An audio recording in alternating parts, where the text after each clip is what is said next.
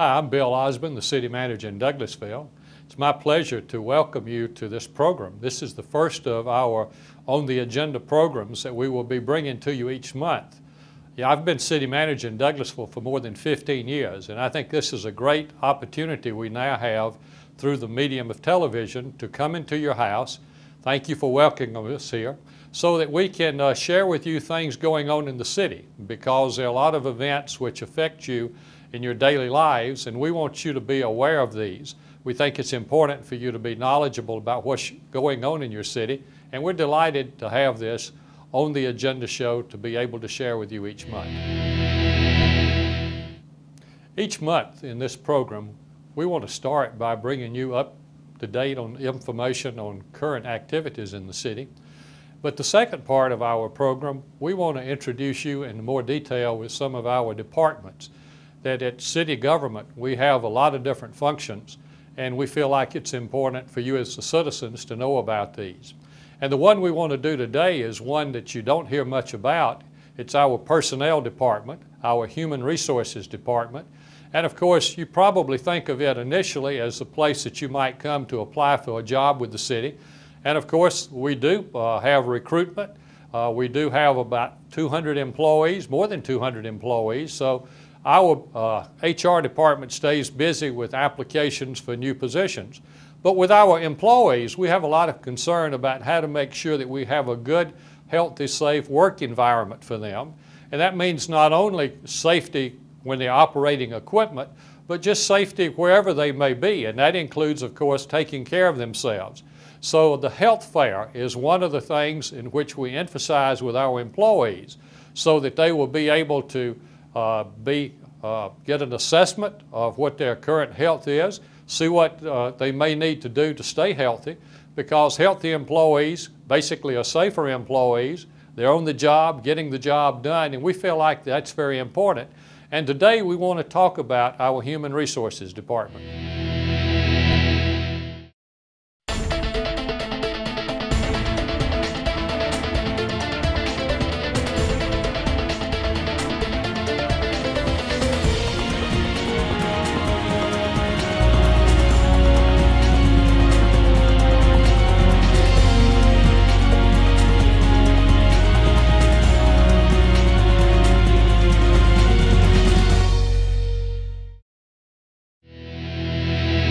The subject for this month's On the Agenda is the SPLOSH program. Now, voters in Douglasville and Douglas County on September the 18th will make a very important decision. They will either approve or reject a SPLOSH referendum. Now, SPLOSH is Special Purpose Local Option Sales Tax. And the County Board of Commissioners is the governmental agency that decides whether there will be a SPLOSH referendum. And they have decided that in September the 18th of this year, that there will be a referendum. The voters will be asked to go to the polls to make a decision on whether a 1-cent special purpose local option sales tax will be levied. And this would raise, over a 6-year period, approximately $166 million. Now, the Board of Commissioners has decided that half of that money will be spent on a new jail. And this new jail will be a facility that will replace the old jail that is crowded and needs to be replaced. It will take $83 million to build this facility that will last for the Douglas County community, including Douglasville, for many years to come. The other $83 million will be divided among the county government and the municipal governments of Douglasville, Villa Rica, and Austell. And that division is based on the population of each of those local governments in the 2000 census, unless there's a special provision that's made that may give one of those municipalities more money than their percentage of share based on their population. In fact, the city of Douglasville and Douglas County have signed an intergovernmental agreement in which the city will get its percentage share and an additional $7 million. This will mean that we will have about $18 million from our percentage of having 21.77% of the county population, another $7 million that the Board of Commissioners is providing for 2 specific projects. So we'll have about $25 million in revenues that would come in over the next 6 years that will be spent on projects of benefit to the city and to the entire area. Now, one of the nice parts of a splosh in a community like Douglasville, Douglas County, with us being a business center, a lot of the splosh revenues will come from people who don't live in Douglas County but come here to Arbor Place Mall and other retail establishments to shop. So it's a good way for us to get improvements with people from outside the county, from outside this community, helping to pay for part of this. Now, the mayor and the city council, as we looked at what would be done with our $25 million, the top priority that we pointed to was a new public safety center and municipal court building. If you're familiar with the Douglasville Police Department, you know that it's scattered in 5 different buildings. Very difficult for administrative control and effective operations being scattered in that way. And so this would give us the opportunity to build a new facility that would put everybody together, one nice modern facility. We're looking at a location near I-20 in Fairburn Road. And we hope that we will have the opportunity to move forward on this. But that will depend, of course, on the voters because it's their decision to make. In addition to the police headquarters, it will be our municipal court building. The financing for this project, to cost about $17 million, will be from splosh revenues, only $4.6 million. We'll do multi-year financing for about $7.4 million. We also will be using drug funds that the police chief will make available to cover part of the cost of this overall project. So we think that this is a very worthwhile project to recommend to the voters. Another big project in the splosh is a multi-purpose center that would be located in Hunter Park, which basically has been identified as the YMCA. The YMCA and the city have been talking for some time about a facility here. We believe that this would be a great asset to our community, but again, it will be up to the voters to decide.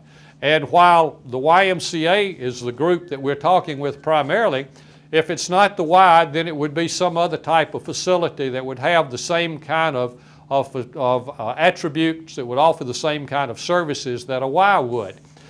In fact, Douglas County has said that $6 million will be provided out of its share of the splosh. Actually, it's part of that intergovernmental agreement that I mentioned, and it will go with $6.7 million from the city.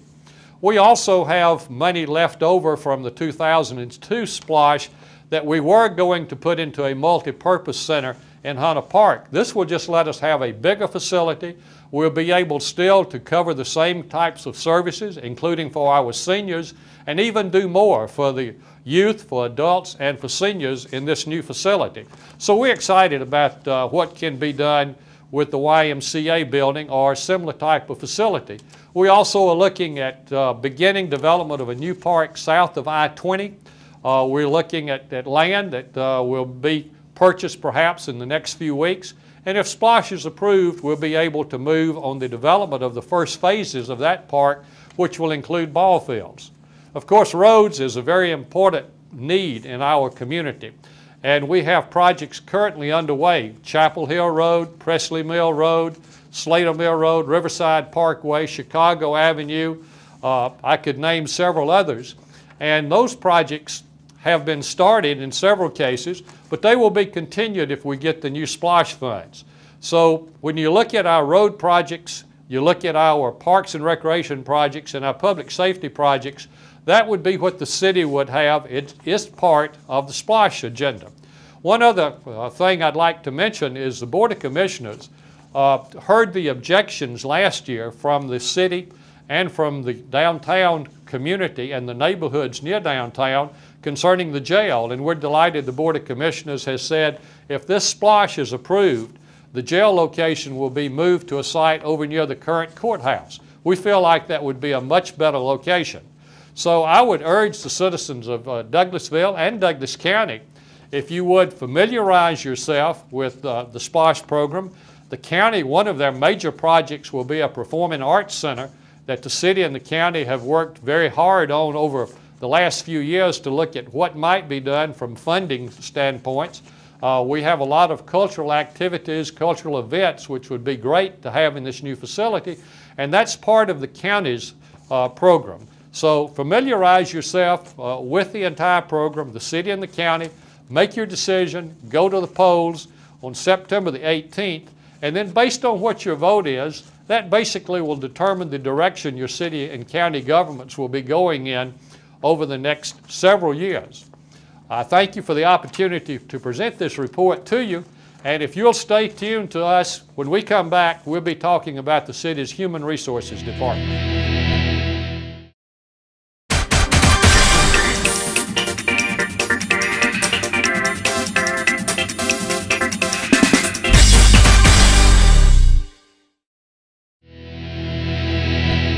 Welcome back to our On the Agenda program.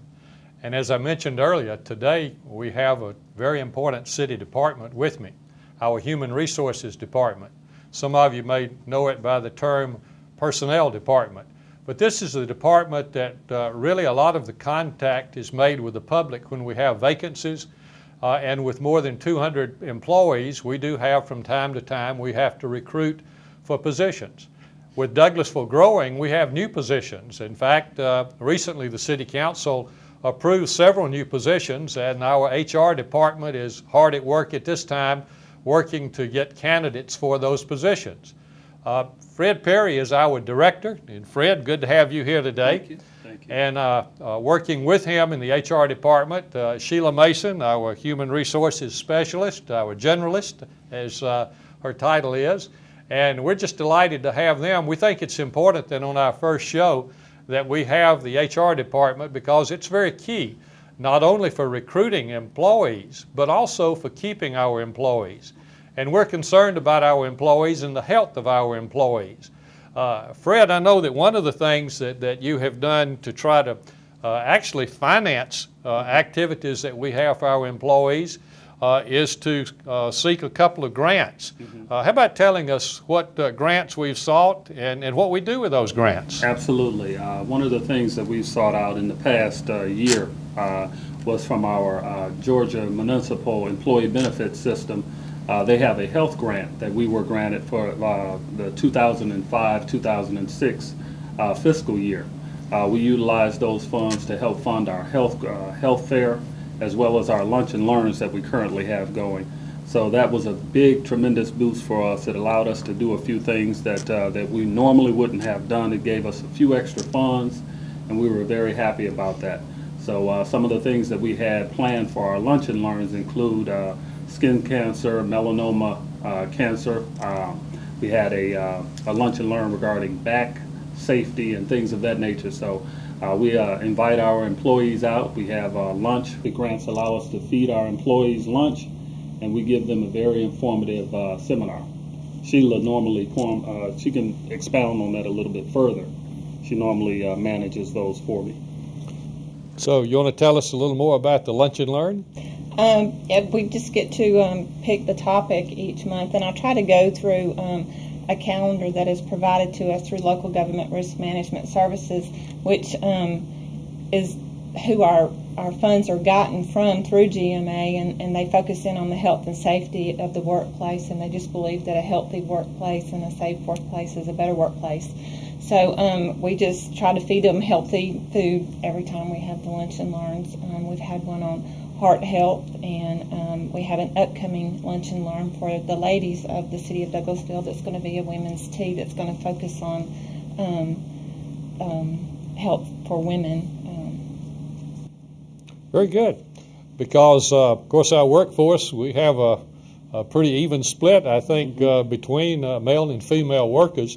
But you know, for all of us, a lot of times we take health for granted until something happens. And for our employees, probably no different than in other organizations, it's hard sometimes to interest people into getting checkups. But I know with the health fair, tell us a little bit about the types of tests that we give, the screenings that we do, and also some of the things that have resulted because of having this health fair, because I think it has really been beneficial to our employees probably has identified some problems that some of our employees didn't even know they had or didn't think they were severe as they happened to be. So tell us a little bit about that. Absolutely. Our health fair we have on an annual basis. We have it in the month of April. And we've partnered with Wellstar Douglas to come and perform a variety of health-related services. We provide hearing services, hearing tests, bone density tests, of course, blood pressure.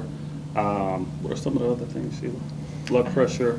Blood glucose, vision, cholesterol checks, and things of that nature. And basically, all of the employees that come, they get their taken through a variety of those tests. And once the health fair is over, they actually send us back a report and let us know what specific areas our health challenges are. Like this past year, we found that there was a trend as far as high blood pressure amongst our employees. So when we get that type of information, we're able to kind of talk to our employees and actually steer and guide our lunch and learns toward the health issues that we're having. Well, that's another thing we had talked about because of the high blood pressure with these funds. Frederick and I had talked about trying to get some of the blood pressure cuffs located throughout the city so the employees could use them to help inform them if they felt they needed to. Absolutely. Very good. And you know, for those of you watching, I would encourage you, if you don't work somewhere that has a health fair, then it probably would be good from time to time you will see something maybe sponsored at the mall or somewhere where there are health fairs to take advantage of that and to get these tests. And if your organization is having some type of health fair, it is important to go because we have found that it is very beneficial. And we have found, as you look back, mention was made concerning some problems that were identified that let us do follow-up. And the result of that, we believe, is we have a healthier workforce, that we have a workforce, therefore, that can be on duty, not absent, can provide better services to the citizens of our community. Of course, one of the things I know from the health fair that you always see a line is that you have a couple of people there that do shoulder and neck massages, and that usually is a very popular part of the health fair.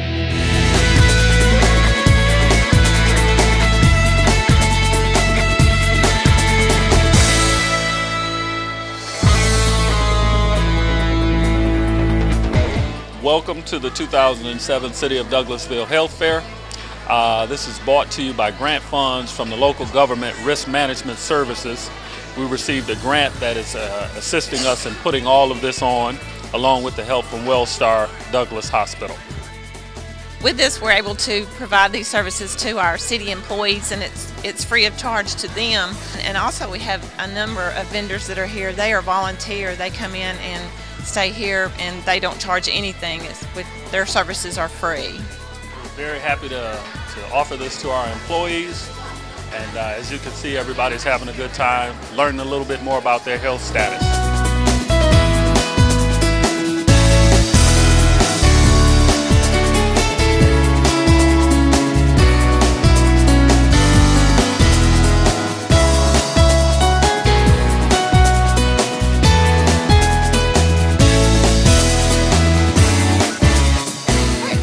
Wellstar, and we're participating in the City of Douglasville Health Fair today. And some of the screenings that we're offering are glucose and cholesterol finger sticks, bone density screenings, body composition, and blood pressure. Hi, this is Bill Osborne, City Manager in Douglasville, and I'm participating today in our health screening because I think it's very important to all of our employees to find out where they stand from a health standpoint so that remedial action can be taken.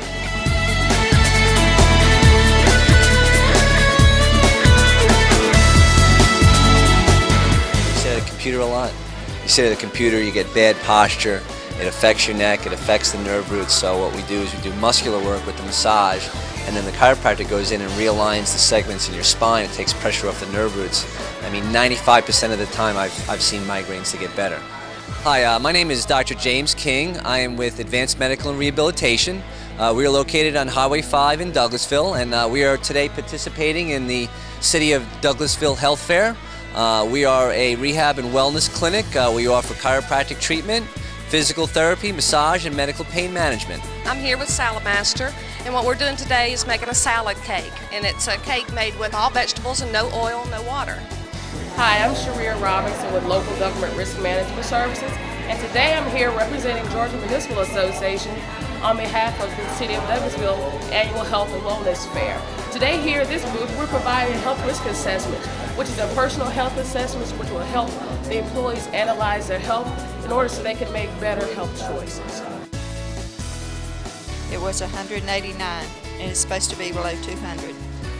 So I'm good. I like the massage. Even though I didn't want to do it, I did it. I need to go back again. It was fun.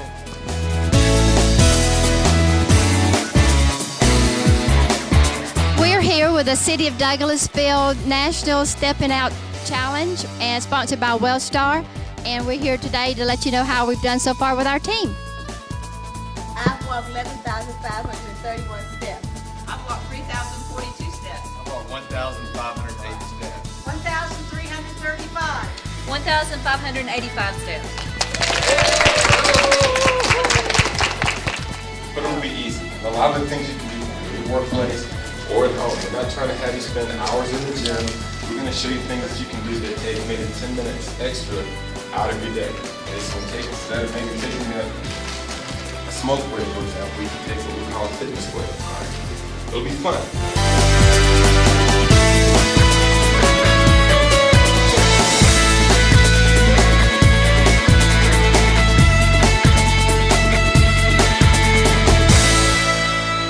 Well, we appreciate what you're doing from that standpoint.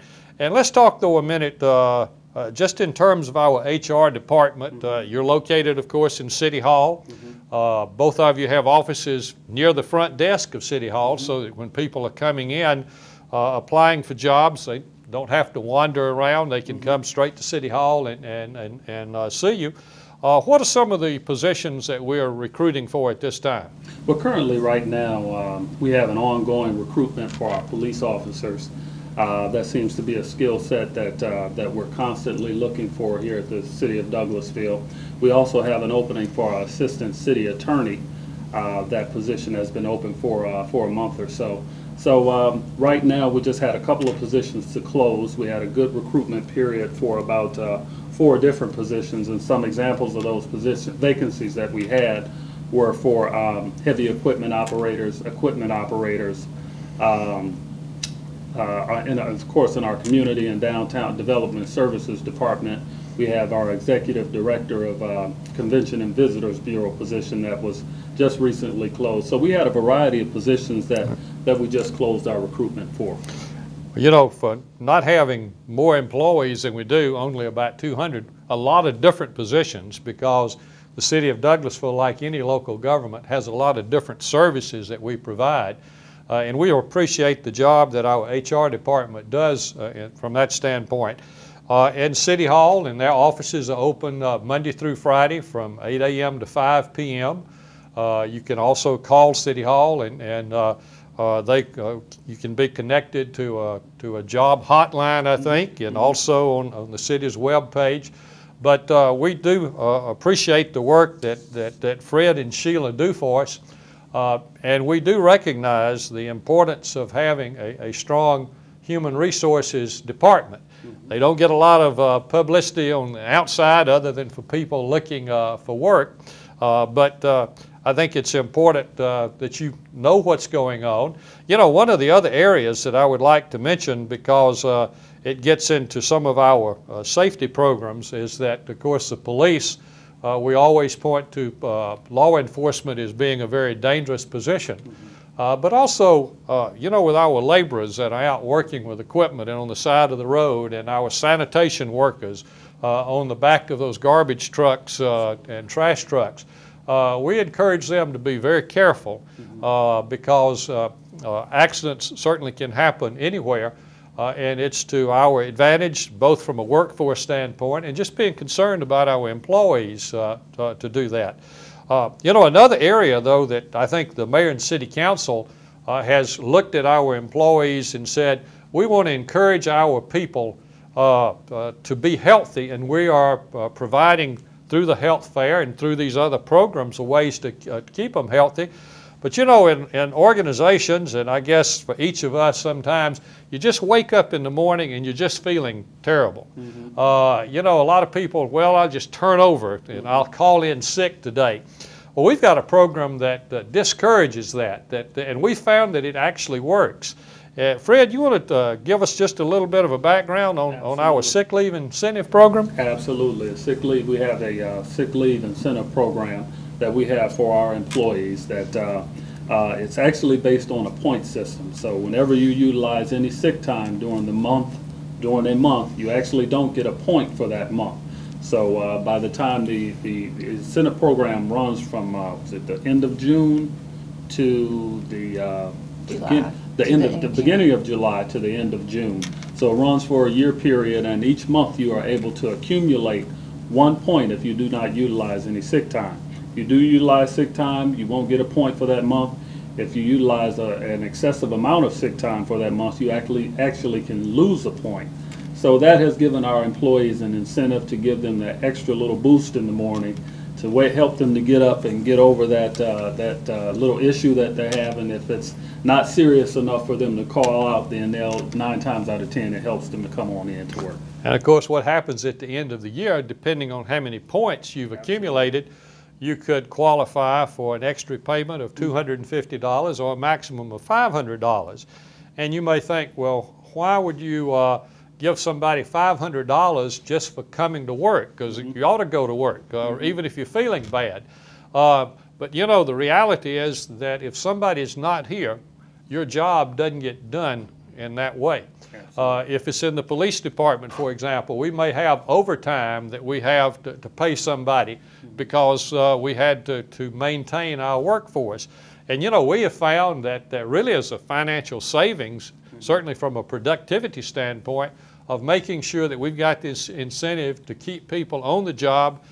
Sheila, I'm sure that you've, like I've been, sometimes you feel kind of bad, but you feel like, you know, I've got that little extra incentive to come on to work. So, well, Sheila, as we conclude this, any thoughts that you want to share with us from your experience in the HR department? You moved over here from the police department, and that was, I think, a very good move for the city to have you in HR.